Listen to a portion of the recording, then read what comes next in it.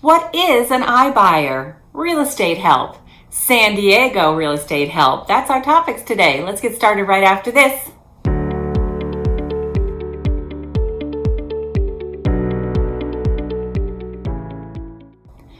Hi, I'm Kim Ward. Welcome back to my channel. I am a San Diego real estate broker and expert with helping executors, administrators, and trustees with homes in probate or trust. You've probably heard of these, and you're probably wondering, what is an iBuyer and how do you get some San Diego real estate help? I'm going to share with you everything you need to know about iBuyers and specifically the instant cash offer. Technology is changing the way we do just about everything, and real estate transactions are no exception. In fact, there are some tech companies that want to change the way we do real estate. They want to revolutionize the way we sell homes. iBuyers like Opendoor, Offerpad, and Properly are quickly getting into the real estate field. And even now, established players like Zillow are starting to do cash offers, or be iBuyers. These companies are known as direct buyers, and they use computer algorithms to determine a price of any particular property. They tout themselves as providing a quick offer to sellers based on those algorithms, while the actual market share of iBuyers are very small. Their huge marketing budgets have created somewhat of a buzz around this idea. And this has left many of my potential clients wondering about these types of offers and whether it's a good idea for them to consider it. So I think it's important for me to explain their business model and weigh in on the pros and cons of working with an iBuyer, as well as share strategies of how you can protect yourself if you want to consider this type of a sale. So how does the iBuyer process work? While each company does have some differences, the basic premise is pretty much the same. You, as the seller or the seller's agent, completes a brief online questionnaire. We'll be answering questions like the size of the home, the age of the home, the condition of the home.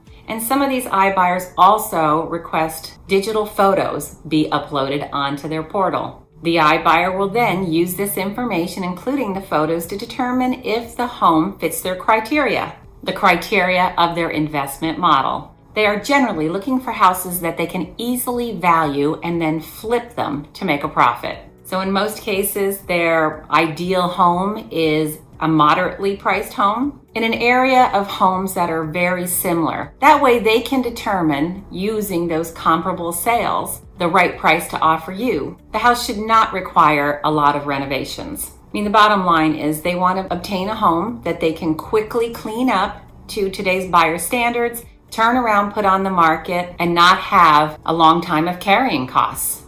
It's all about them making a profit. So once the iBuyer has determined, using their algorithm, the price that they're willing to pay you, they will then email you, usually within a few days, their offer. The offer should also disclose all of the closing costs, usually between 7% and 12% of the purchase price. If you, the seller, accepts, then they will schedule an in-person viewing of the home. Keep in mind, the iBuyer will ask for a reduction in price to cover any kind of defects that they find in the home. Once you agree to lowering that price to cover the defects, they will move forward on closing the property. You will receive your funds. They will go in, do the repairs that they need to do, quickly put the house on the market, and then resell it on the open market for a profit. So what are the pros and the cons of selling to an iBuyer? Of course, the biggest thing that you'd be thinking about selling to an iBuyer is the convenience of it. For some sellers, the idea of preparing a property is overwhelming, so they go with the convenience of selling to the iBuyer. Keep in mind, if you have someone who is an expert at preparing property, the stress should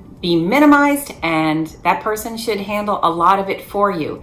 Yes, you're going to have to pay for those repairs, but keep in mind that if you get a house repaired and the price goes way up, isn't that worth it? Especially if there's little work on your part. So let's go back to the convenience of selling to an iBuyer. That convenience comes at a cost. Because they're trying to make a profit, of course, their offer is typically below market value. Then when you add on the additional cost of 7 to 12%, you can see how the numbers may not be optimum for you.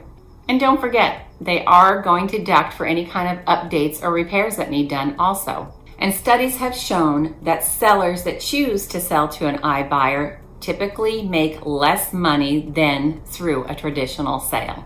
A Market Watch investigation found that iBuyers net the seller on average 11% less than if they would sell traditionally. And traditionally means with an agent on the open market. So how can you protect yourself and the estate if you should choose to consider selling to an iBuyer? While it may seem like a quick and easy way to go, selling to an iBuyer can create some unique challenges. For instance, like selling to a cash investor, they are notorious for presenting that strong initial offer and then working its way down to a price that they really do want to pay, not what they initially offered to you. How they do this is they go through the house and they start writing down all the things that they consider defective or deferred maintenance. And unlike a traditional buyer who is incentivized to make the transaction happen because they want the home, the iBuyers can easily walk away if you don't meet their demands.